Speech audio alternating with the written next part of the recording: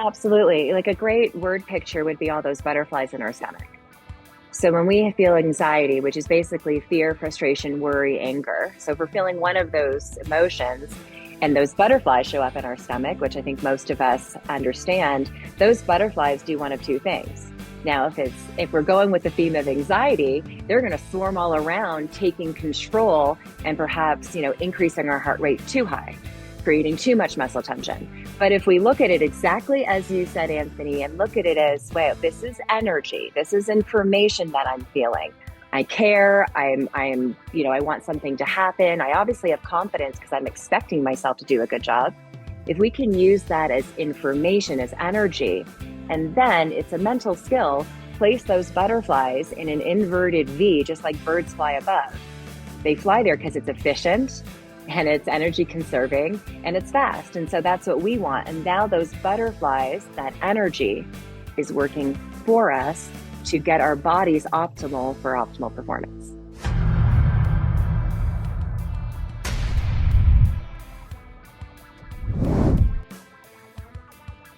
Hey everybody, I'm your host, Anthony Rana. Welcome to episode 431 of the Strength Coach Podcast. We're talking about relevant topics with top coaches in the fitness industry to help you become a better strength coach, trainer, therapist, or business owner. We're brought to you by Perform Better, the experts in functional training and rehabilitation. Guys, save the dates. 3-day functional training summits are coming up. The lineups aren't set yet, but the dates are. Chicago, June 18th to the 20th. I will be at that one. Long Beach, July 9th to the 11th, and Providence, August 20th to the 22nd. Check it all out at performbetter.com. All right, today I have on Dr. Haley Perlus. She specializes in applying sports-specific techniques to help athletes, business leaders, and high achievers optimize their mental game. She's the author of Personal Podium, How to Optimize Your Mindset to Maximize Your Performance in Sport and Life. And that's a lot of what we talked about today. We spoke about how thoughts, emotions, and biology are connected and how they can affect your performance, mental blocks, what they are and how to overcome them or help our athletes overcome them, changing our relationship with pressure, what to do about mounting pressure from success, working with injured athletes to manage their expectations, a different idea about mental toughness and how to achieve it, and why we shouldn't rely on tracking devices. We're also going to finish up with a little overview of her book, Personal Podium. Good interview. I really enjoyed it. I'm really into this stuff. And Haley does a good job talking about real life stuff. I mean, some of my favorite things, the 1980 Olympic hockey team, Eric Heiden and his 5 gold medals, Lindsey Vonn, who is going to be in this year's Olympics. So talked about some different stories in sports that made it fun. For the Business for Unicorns Fitness Business Power Play, Mark Fisher's on. He's going to talk about Instagram and maybe 3 tips that you should do on Instagram and one that maybe you shouldn't do.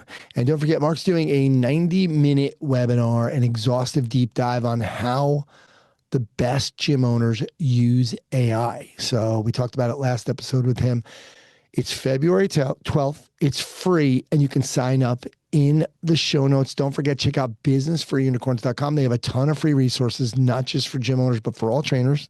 So here's Mark Fisher. Business for Unicorns presents the Fitness Business Power Play. Listen in for one actionable strategy to help you build a gym and a life you love. And if you find value in today's Power Play, go to businessforunicorns.com or click the link in the show notes to access a ton of other free business building resources. So today I want to talk about Instagram, which I have some mixed feelings about, if I'm being honest with you, about the relative merits of Instagram.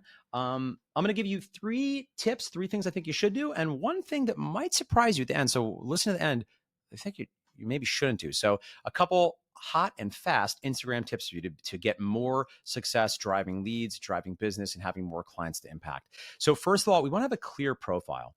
So if you go to the Instagram profile, just like a website, at the very top, it wants to be immediately clear who you help, the specific outcomes, the specific results you create, and what you want them to do. So it might be formulated like, we help this kind of person, right? We help busy professionals over 40, right? Or whatever it is for you. We help this kind of person create these outcomes. Like could be burn fat, build muscle, and feel 10 years younger. It could be get stronger, build explosive strength, and stay injury-free, right? And this is going to obviously depend on your avatar and what you do in your market. And then you want to call to action, right? So to find out more, click the link below, or book a free intro below, or claim your free workout below, or whatever it is for you that you're driving people to do. So that's number one. Number two, if I'm scrolling through your Instagram, I want to be able to see pictures of clients that your avatar would think are both aspirational and relatable. So if you're scrolling through Instagram, you want to see at a glance. So if a prospect's like, I don't, what's going on with here? Because remember, the Instagram profile is something of a secondary website. People are often going to research Instagram if they see an ad, or even if a friend recommends them, they're as likely to check out your Instagram as they are your website. So if they're scrolling through, you want to be telling the story of prospects, of people that your clients, and this is important, can relate to and aspire to. They want to be relatable. So if people are super jacked, right? And like doing these unbelievable feats of athleticism that feel inaccessible and make them feel defeated, it's probably not what we're looking for. But you do also want to be aspirational. You want to look like, oh, that's somebody that I can see myself in, and somebody that is aspiring. They're doing something that is representative of how I might want to show up. And again, this is going to vary based on your avatar and your goals. So you want pictures of clients that are aspirational and relatable to your avatar, your prospects. And then lastly, I think one of the best things you can do with Instagram is just start conversations. So when people follow you, particularly if you have a locally branded small business Instagram page, well, that's an opportunity to start a conversation and be friendly. Now, you can play with a lot of different, they're sometimes called opens, to just get them to engage. A very common one is, thanks for the follow. Are you here for the content or interested in achieving X particular kind of goal, right? Or maybe it's as simple as like, thanks for the follow. Do you live in the area? And the reality is you're not going to have a ton of people respond to this. So I wouldn't expect that 90% of people will respond. But listen, this is somebody that is following your locally branded small business like gym or sports performance center. They probably have some interest in what you do. So at least saying hello and being friendly that's a good start. That's a good thing to do there. Now, the last thing I'll tell you is a little bit of a hot take is I'm of the mind that actually a lot of gym owners, a lot of trainers, a lot of fitness businesses sometimes spend a little too much time on Instagram. So what do I mean? Well, here, listen, you have to be on Instagram, or you have to have some engagement on there. It has to look like the lights are on if someone is checking you out. But I don't know that you need or should do 3 to 5 posts per day every day and 10 to 20 stories every day. Now, listen, if you're a personally branded online coach, that's kind of different, right? If you're a personal brand, that can be a different animal. But if you run a facility, if you run a gym, ultimately, you just need to look at the lights are on. That's not necessarily the place where you're going to be getting tons of organic traction. The algorithm being what it is, it's becoming more and more pay to play every single day. And to be honest, it's never really favored businesses. It's only really been personal brands and influencers that do well. So if you're not in that latter category and you are running a facility, if you're running a gym, I would encourage you be on there, but maybe play with keeping it to 2 to 3 feed posts per week, and try to do a story per day. But ultimately, I'm not sure that you're losing a ton if you're not on there, because the last thing I'll say is where this gets really pernicious is a lot of fitness business owners start trying to get active on social media because everyone's saying, oh, you got to post. And then they can spend just so much time and effort to put up these reels that people aren't really seeing. And maybe you're not great at it because that's just not your thing, but you're trying to post a ton of content because everyone's saying you got to post content. And again, it's not that you don't need to be on there at all. It's not that you should put no effort on it, but I think we can over-index on that, because the last thing I'll say is a lot of people just don't have the temptation in front of the one true ring. You're going to get pulled in, you're going to scroll to the feed, and suddenly an hour's gone by and you were doing nothing but technically working on your business, but really you're just kind of scrolling on Instagram. So at any rate, I hope you find today's tip valuable. And as always, if you find value in these fitness business power plays, you know where to go. For more business building strategies, go to businessunicorns.com. Or if you want my totally free digital book, a less than 30 read, The Little Book of Gym Marketing Secrets, will tell you everything you need to know about getting more leads and more clients. You can go to gymmarketingsecretsbook.com and get instant digital access. All right, guys, I got Dr. Haley Perlus on, and she has a PhD in sport and exercise psychology. She's a speaker, author, and coach. She specializes in applying sport-specific techniques to help athletes, business leaders, and high achievers optimize their mental game. Impressive background as an athlete and a coach. She combines that firsthand experience with advanced academic expertise. Again, PhD in sports psychology, but she has certifications in coaching, fitness, nutrition. So her latest book is Personal Podium. So we'll probably talk about that at the end.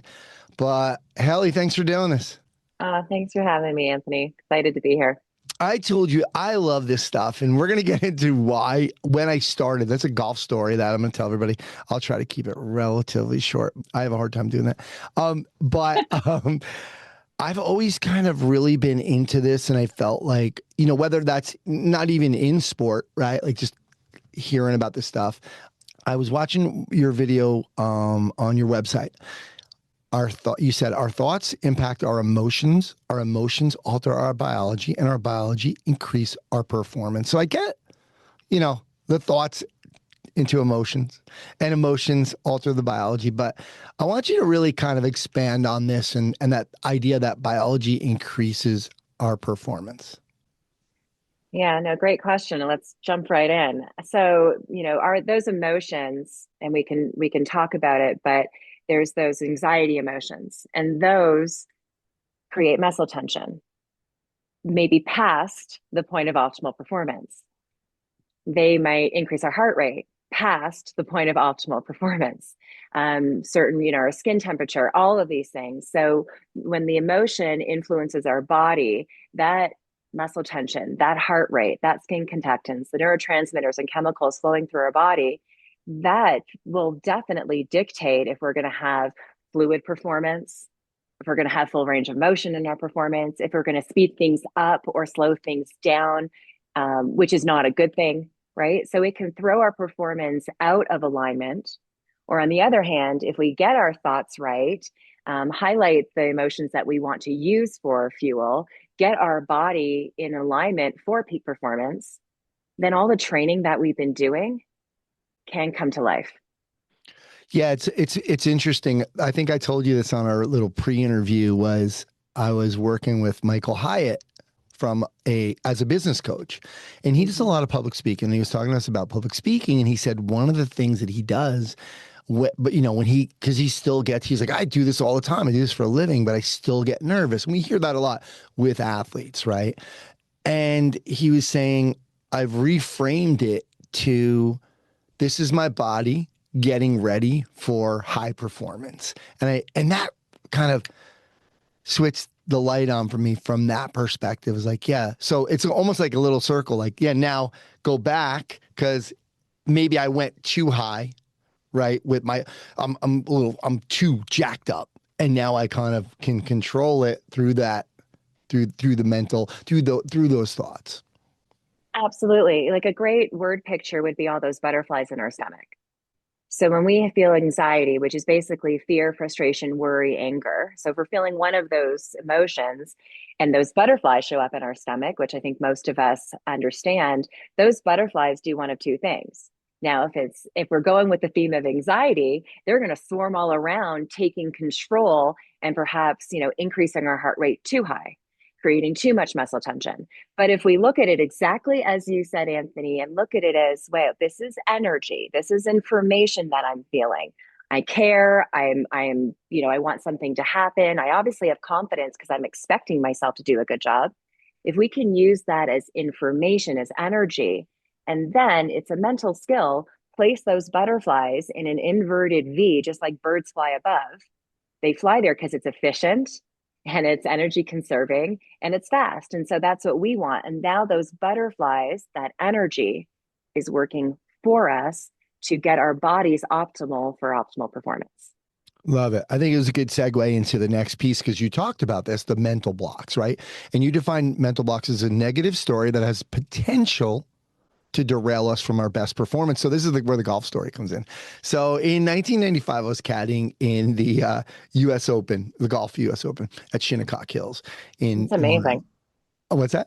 That's amazing. Yeah, it was so much fun. Well, I caddied for a local pro. So he was one of the top teaching pros, PGA teaching pros in the country. So they always had a little bit of a tournament, a PGA tournament. And then that would decide if the top 20 would always go to the PGA championship, right? And so he made it that year. And then he qualified for the US Open that year as well. And So we go out there Monday and he's, practicing and he's playing really well leading into it. So we actually play with Tom Kite. So people might not know who Tom Kite is, but he was a legendary golfer. And so Tom's playing and we play with him for 9 holes. And I'm like thinking, okay, John's pretty good. Like he's matching up here with Tom. Great. And so then John, we go out Tuesday and he's killing it. Everything's great. And we play with a couple of Jeff Maggard and Steve Elkington. So we play with them for a few holes. And I'm like, wow, John's matching up to these guys. It's amazing.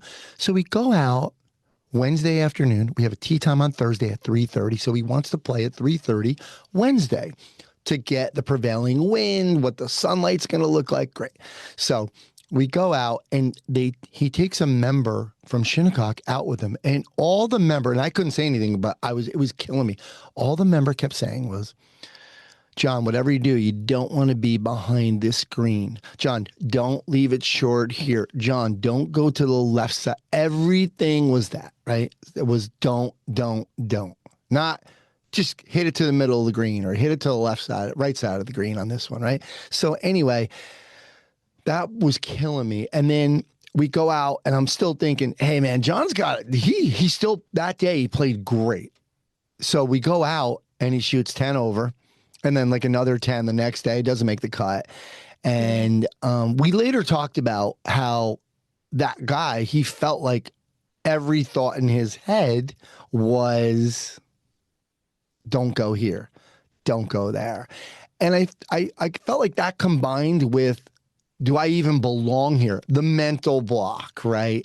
So talk to us, expand on mental blocks and what are some things that we, over time that maybe as coaches we can do to help our athletes with some of these mental blocks.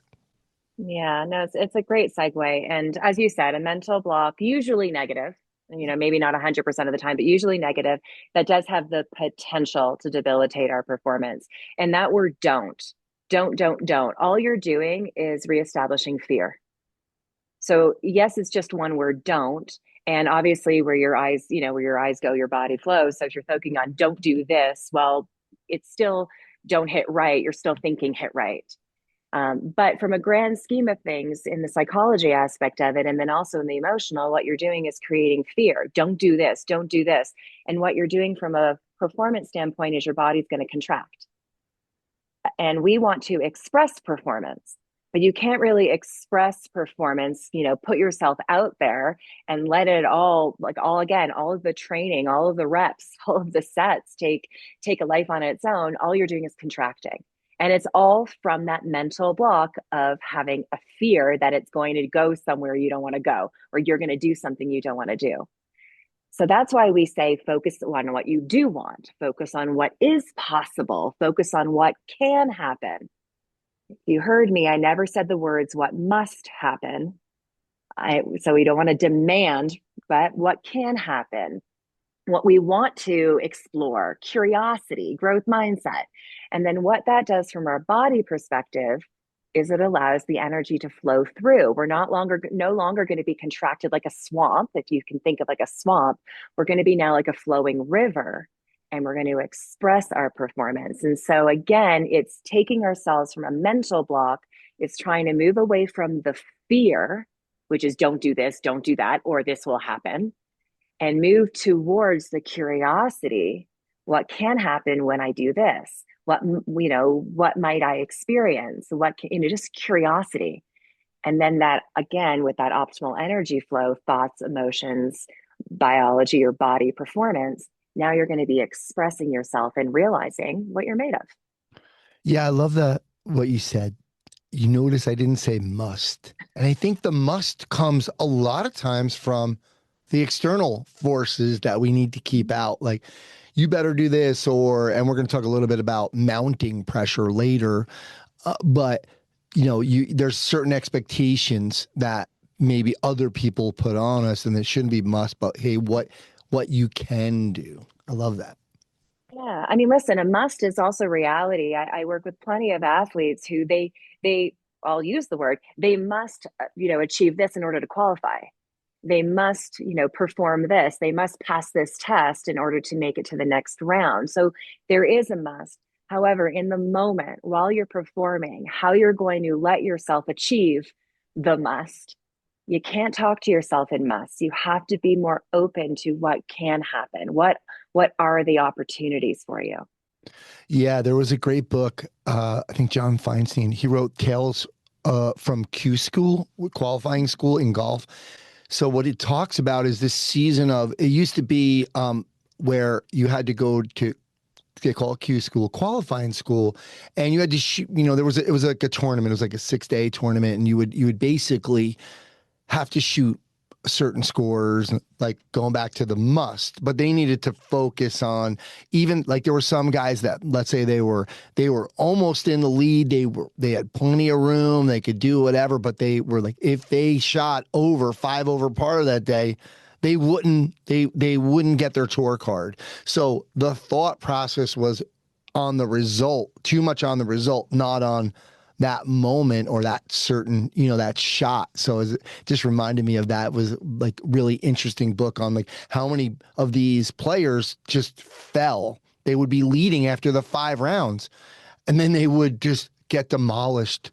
Even on the last couple of holes, they would be shooting like 8s and 9s, and they ruined that whole process because they were thinking, I'm going to get my card. I'm going to get my card. If I don't do this, I have to do this. I'm going to get the card. So it's really tough.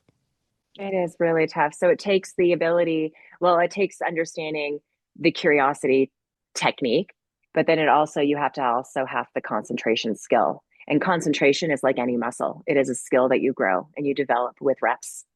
So another thing that's close to my heart, I was watching your video on the Miracle of Ice, a Miracle on Ice, guys. And for anybody that doesn't know, if you've been living under a rock, that's from the 1980 U.S. Olympic hockey team. We won the gold again. We beat the Russians. That was the Miracle on Ice, although that wasn't for the gold.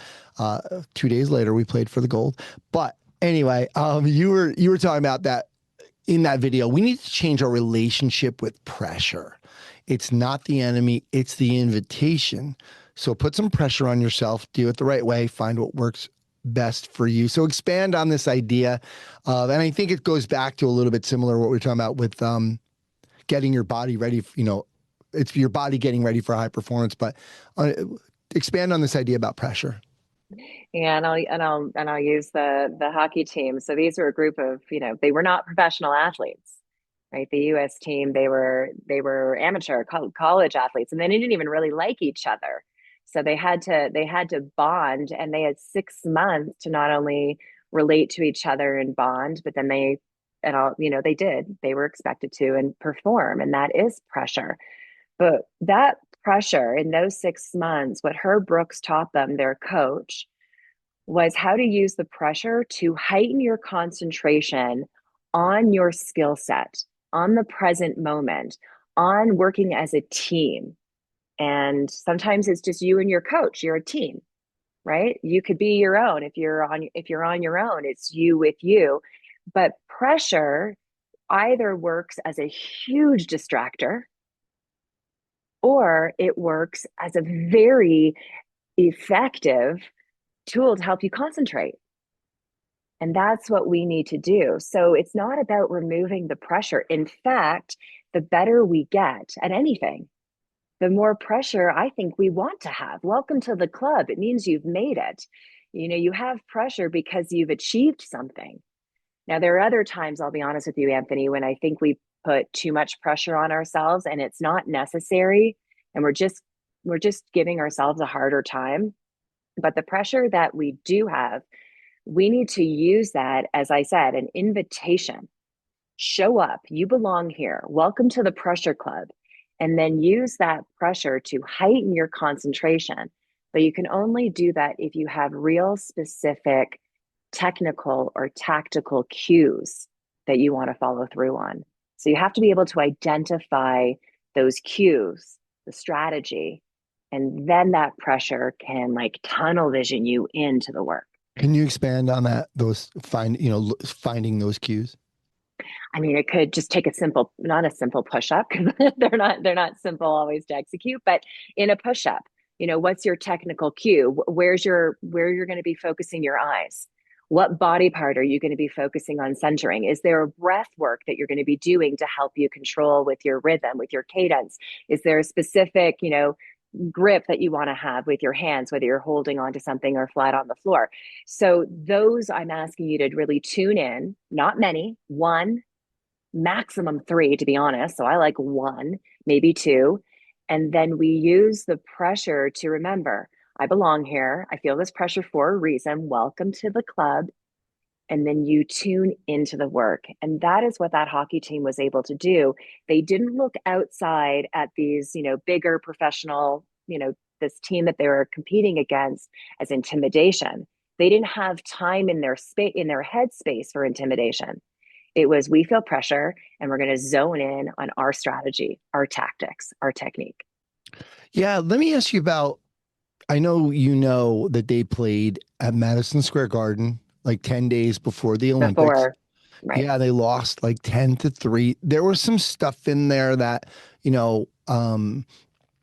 Herb Brooks did on purpose, and he downplayed it to the players specifically. He doesn't, if your only history of this is the movie Miracle, then you're not going to get it. But he didn't, it was actually on purpose. He wanted to play them right away. He wanted the Russian team to feel a little overconfident as well. But how do we do that without making your own team feel underconfident? Because they lost 10-3. They did. And the Soviets were, yes. And, it's a coaching strategy. In my humble opinion, but also with my experience, it was a little bit of simulation. So he definitely perhaps wanted to feel, give the Soviets some confidence and maybe some arrogance and let them feel that way. But it was also simulation so that his hockey team it wasn't going to be so foreign. It wasn't a complete strange environment. So we're in them. And then it was like, listen, we already lost. We've already gone through that. Right. And now we're going to go out. We learn, we do what we do best. We learn from our mistakes from that game where we lost. But remember, it's about being used to that environment where these are the Soviet Union. Everyone thinks they're going to win. They've won how many times before, how many years before. So it's being not comfortable, but being more comfortable because we just played them 10 days before. But then also coach has a real responsibility to help them again associate. Association is a concentration skill where we tune into what we control. And again, if you drill into the person you're working with, tactics, strategy, cues, technique, and you make that the focal point, that can then come to life.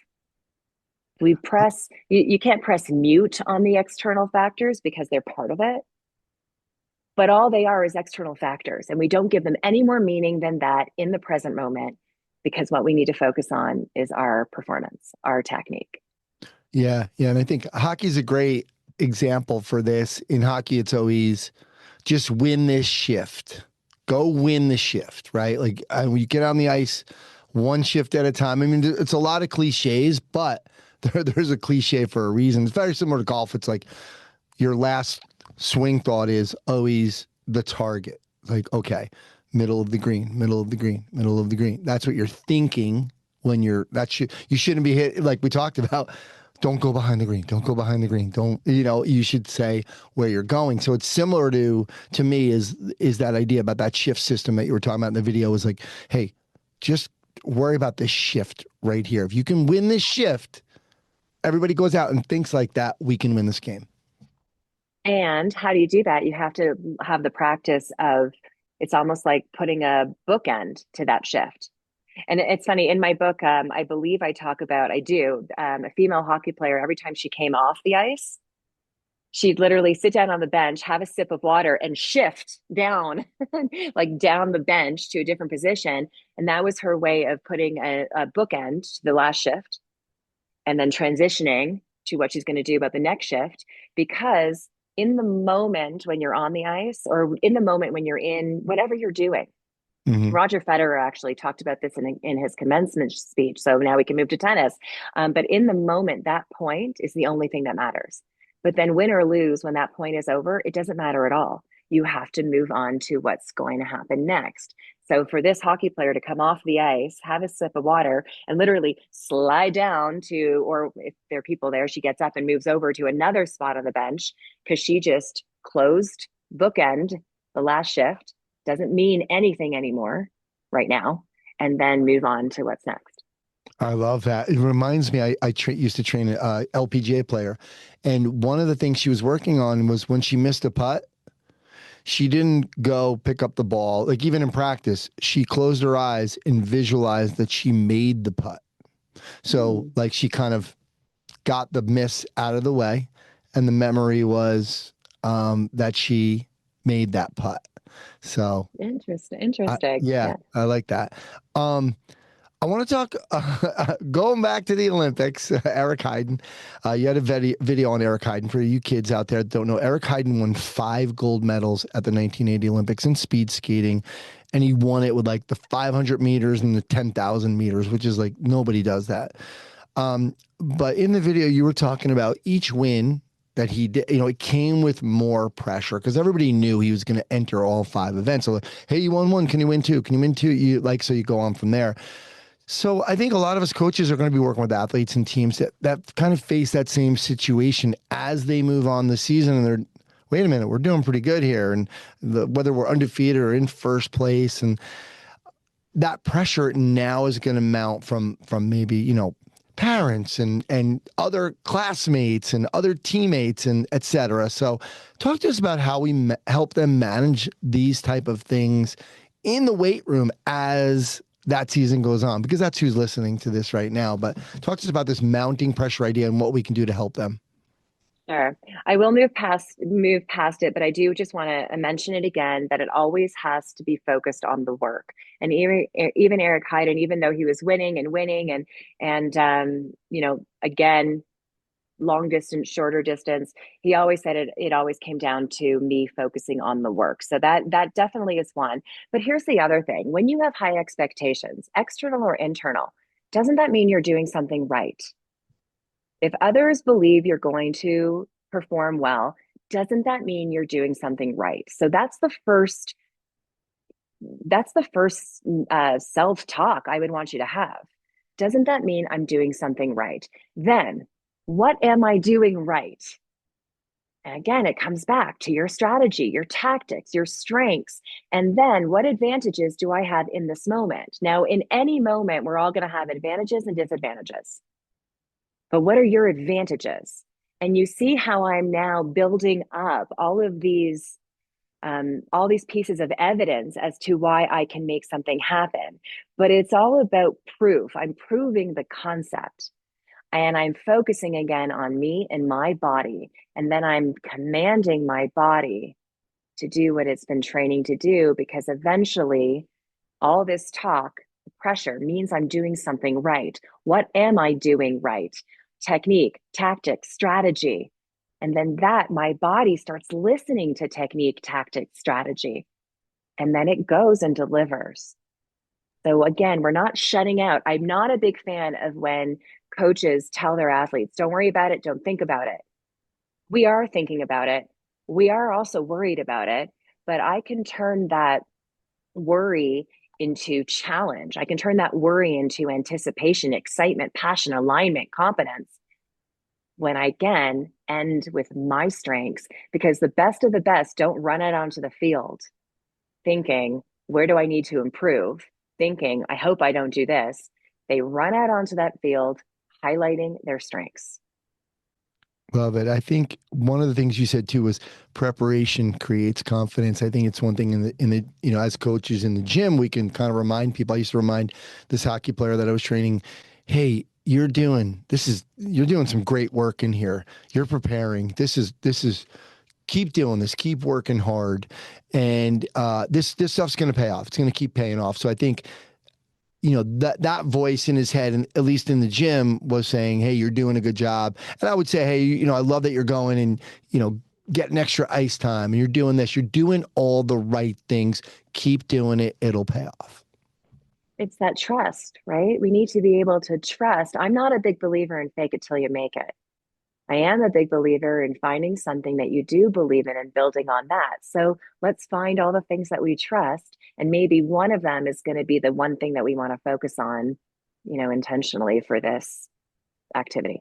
Yeah. Let's move on to working with injured athletes, because I think it's something that, we all come across. I was telling you, I was talking to my friend Mike Potenza today.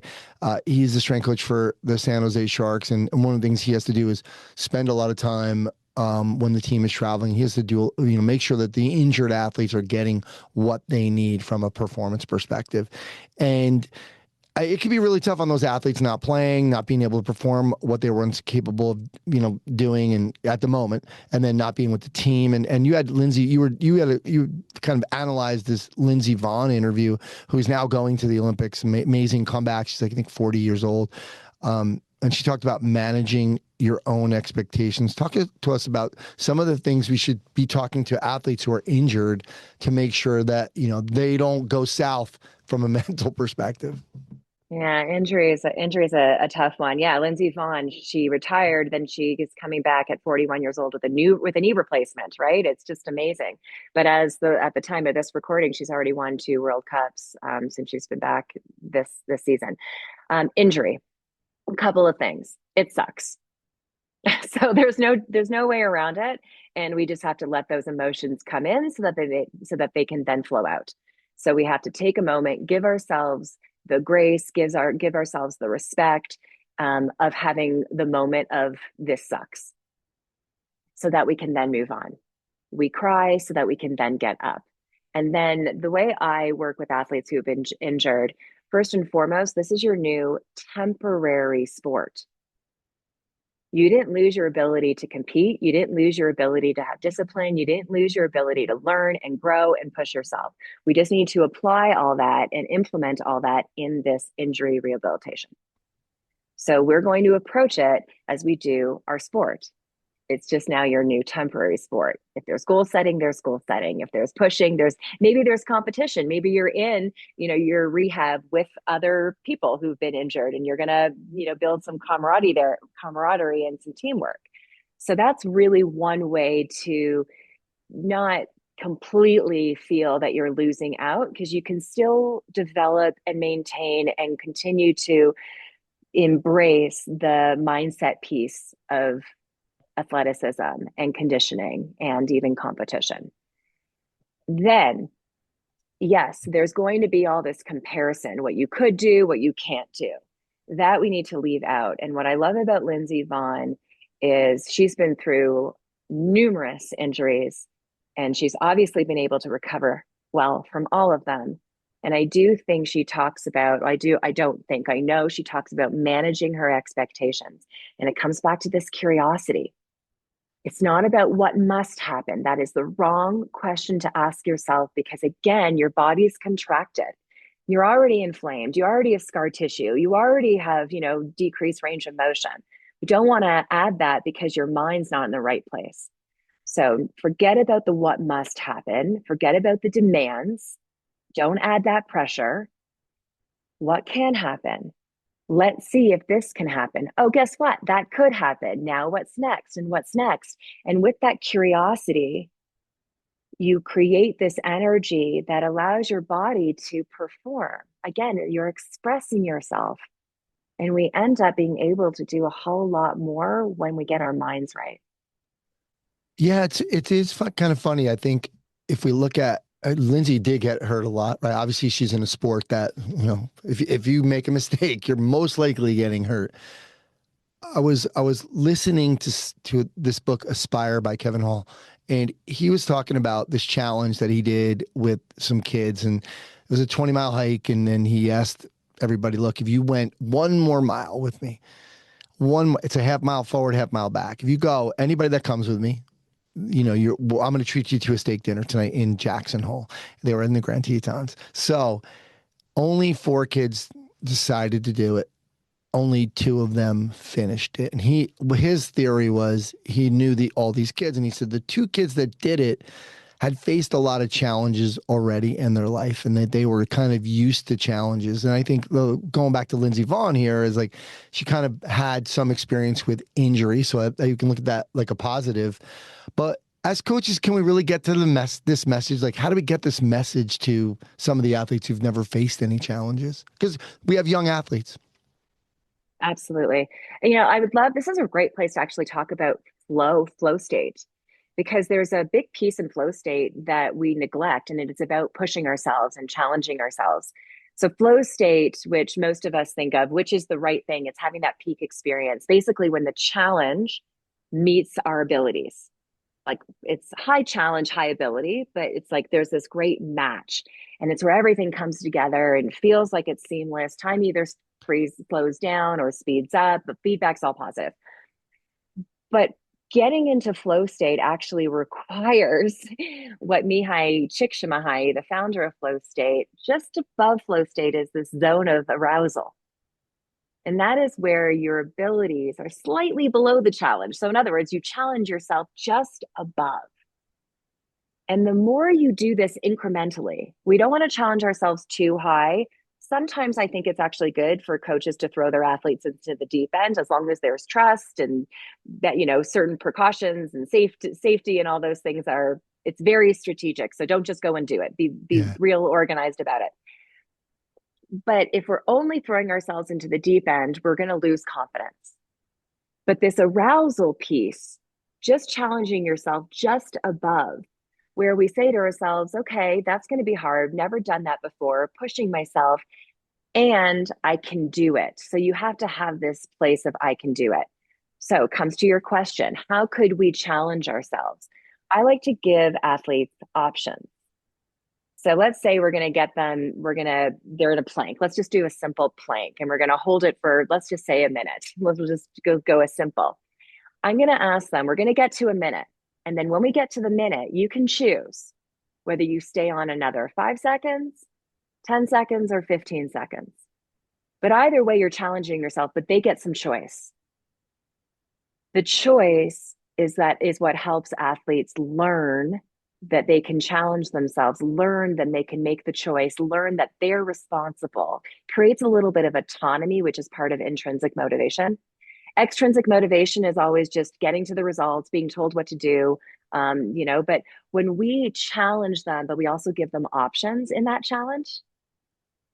Now, they may, if they're in a team environment, they may compete with each other. But if you're also doing a single session, we're going to get to a minute. And then at that minute, just so you know, we are going to push past it, but you're going to get to decide right there if you're going to push the 5 seconds, the 10 seconds, or the 15 seconds. What they're doing now is they're thinking about pushing themselves. So they're already thinking about mentally, okay, I'm going to go past that point of return, but then past that point. And then they get to have autonomy in it. They get to test themselves, and they get to see that they're capable of it. Instead of just being told, they get to have a little bit of responsibility in that choice, which makes them a little bit more okay to push it. And then they realize that they could do it. And so let's do it again. Very interesting. We were just talking about, Coach Boyle and I were talking about, he's on this he went on this big rant about, reps and training adults, right? And 1 to 4 reps is unsafe, et cetera. And then we were talking about how I would test some of my clients, my adult clients, and say on the last set, just do however many you can. I'm not judging. I don't really care. Really, I am. I'm trying to figure out if I have the right weight. If they could do like 50, I'm like, guys, come on, right? You could do 50 reps on the last set. You were acting, you get the Academy Award for acting like you were struggling on sets 1, 2, and 3.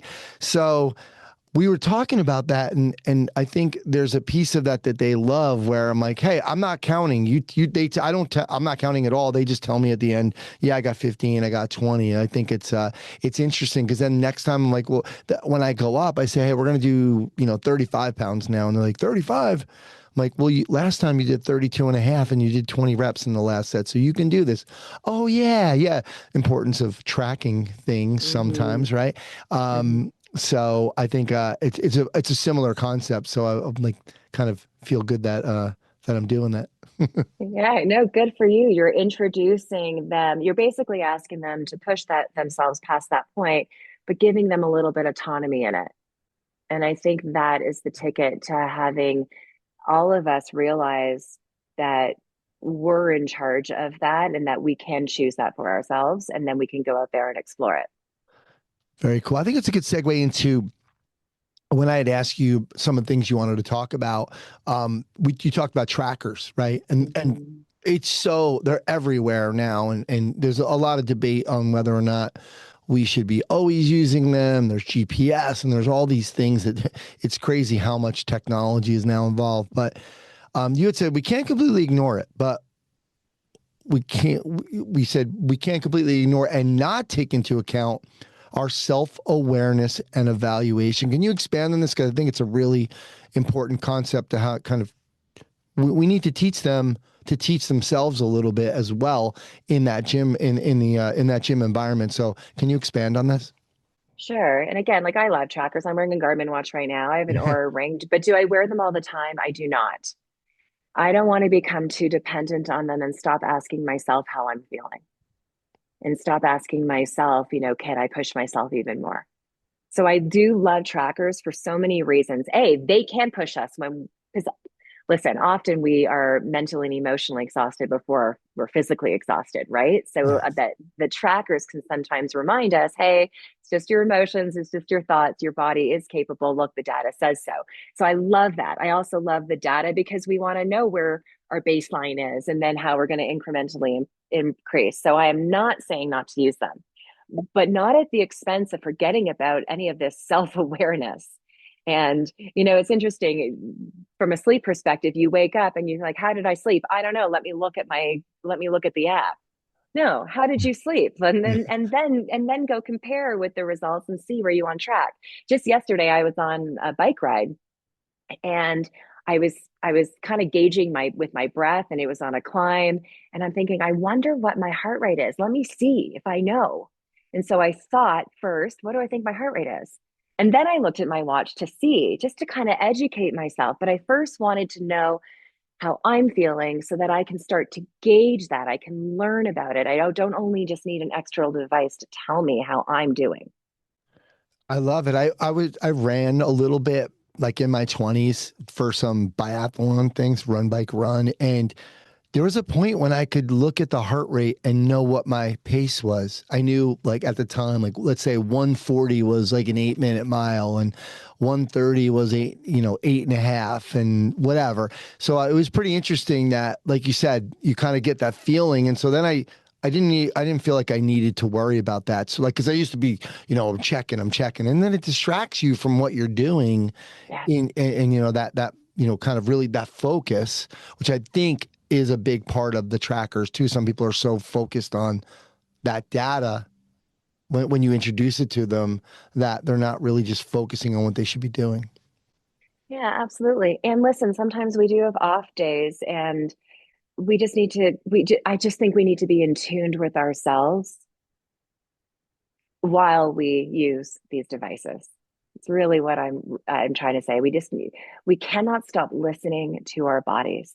And I mean nutrition, our body, like kids know when they're hungry and they know what they crave. And then as we grow up, we stop listening to our bodies. Well, we need to eat at this time and we need to this amount. Like our bodies are talking to us. Let's continue to listen while we use all of these external measurements.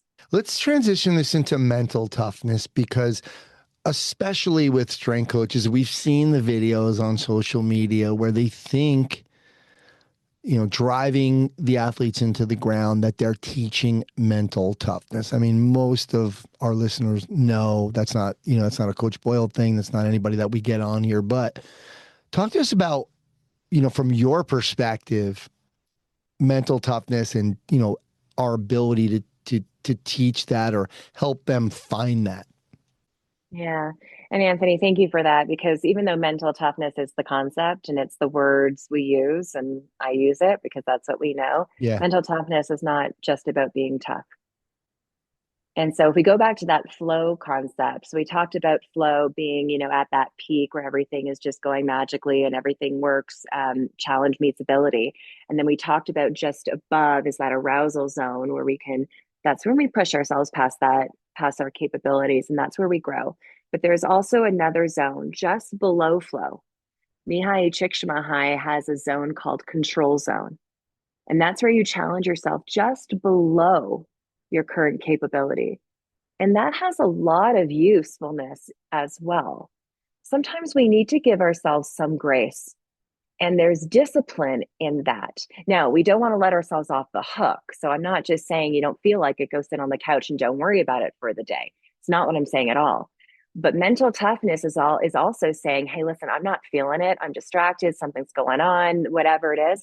I'm going to give myself some grace and not challenge myself, above. It doesn't need to be 1% better every day. It's not my strategy. So I'm not going to go out there and try to be better than I was, but I am going to go out there and put myself in the control zone. I'm going to go out there for a bike ride, for a workout, get in the weight room. Just going to put myself in the control zone. And mentally, what you're teaching yourself is discipline. Mentally, what you're teaching yourself is commitment. You're teaching yourself again to give yourself some grace, but never let yourself off the hook, which sustains motivation. You're also giving yourself the ability to develop confidence and concentration. And all of that are the skills of mental toughness, if I put in quotations.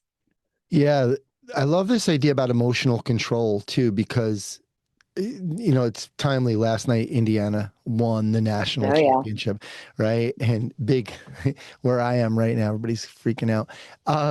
But what there was been a lot of talk about Coach Signetti, and never getting too high and never getting too low. So he's like, just a lot of times he's very neutral. How do you teach that piece of it? So yeah, they definitely have a lot of like frames of his face, right? Yeah. Like all of those just like neutral. Here's what I believe about emotion. We're human beings, so we have emotion. So the question, and in fact, a couple of weeks ago, I had a collegiate golfer in our session say, should I have a goal of not playing with emotion? Do I just have to like tune out emotion? And do I just have to play without it? And I looked at her and I said, I don't know that that's possible. But I do believe there's a difference between being an emotional player versus a player who plays with emotion.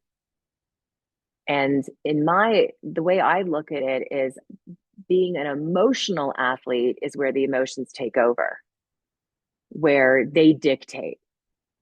An athlete who plays with emotion is I'm in control, because we do have more control over our emotions than we give ourselves credit for. I'm in control. I'm going to use my emotion and use that to fuel performance. And when we look at emotions from a performance perspective, we can divide them into 4 categories. We call them the emotional quadrant. And on one are our survival emotions: worry, fear, frustration, anger, anxiety. Then we have our optimal emotions: challenge, passion, alignment, hopeful. Then we have our recovery emotions as of, peace, calm, centered. And then we have what I call our stale emotions of sadness, deflated, depressed, even though we don't have depression, just feeling depressed. And all of those emotions, all of them, serve us to a point and hurt us to a point. So we need to be able to know, where do we want to be from an emotional standpoint? What emotions do we want to bring with us to these performances? But then when we also can't choose because something happens, and so we get thrown into the anger, how can we use that anger, or how do we transition from anger into challenge and then use that? And to me, that is emotional regulation. And that is teaching a person to be high, from a mental and emotional concept, a high achieving athlete. Love it. Yeah, I think it's interesting. There's like a theme here in terms of, when we talked earlier about reframing the anxiety to high performance. My body's getting ready to high performance. To when you're talking about the Miracle on Ice guys, using the opponents as activation, not intimidation, and then looking at trying to learn to control those things into and reframing those things like, hey, it's okay. I like what you said about giving yourself grace too, because I think that's where we're a lot of times we're our own worst enemy with this stuff, right? We're just critics of ourselves and like, oh, that was a stupid play or whatever. So it's okay to do some of it, like to look at it and say, okay, look, you made a mistake here. What can I learn from it? And then, shift it, shut the door on the bench and slide down, get that water, slide down a little bit.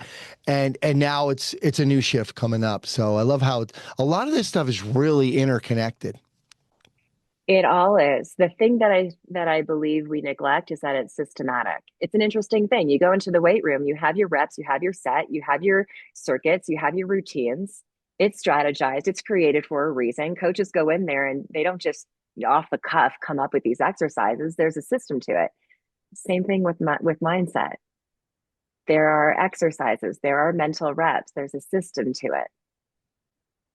Yeah, I think a lot of people will blame it, like that's just the way I am, right? They'll still say, right? So let's finish up with you talking about, because first of all, I will say to everybody, your YouTube channel is awesome and your website is awesome because it's not, I think you had a 15-minute video on there and you were like, sorry, I know this is going to be a little long. These videos are 3 to 7 minutes. They're really good and you get a lot of information. So that's first. But then let's finish up with Personal Podium, how to optimize your mindset to maximize your performance in sport and life. Tell us a little bit about the book.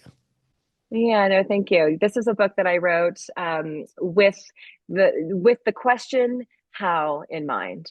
So I really wanted to answer how. I really pride myself on giving actionable strategies and also what I believe are the most important concepts in sports psychology. So we can talk about goals. Well, actually, I'm not so sure that we should and we must set all these different types of goals. So I go in and I talk about, what specific goals, and I actually think we only need 3. Really only need 2. The third one will come if you get the first 2. So I talk about real strategies like that. And every chapter, which is what I think separates it a little bit from other sports psychology books, is every chapter will introduce a concept. It will talk about a professional athlete how they used those tools, how they used and developed that skill, but then also a kind of fictional, but just based on all the athletes that I've worked with, change the sport or change the name, and then how they use the tools. So while we're reading and then we get to read the stories, we then can think about our own lives and our own athletes and how we can help them develop the skill, use these tools, because I've already given you examples on how. Very cool. That's it. You have as an audio book too, right? It's an audio book. Yes. Audio, digital, and then also print. Did you do the audio? I did. You did. Awesome. All right, Doc. Well, thank you for doing this. This has been, I told you I love his stuff, but I appreciate you reaching out to me and appreciate you been listening to the show. So thanks for coming on and talking about all these concepts. Yeah, no, I definitely cold called you. So I appreciate you taking the time and looking at me and then giving me the opportunity. Thank you so much because you've done such an amazing job. 17 years, is that? 18. 18 Come on, get it right. years. Yeah. So, I will learn now, but yeah, congratulations on your success. Thank you.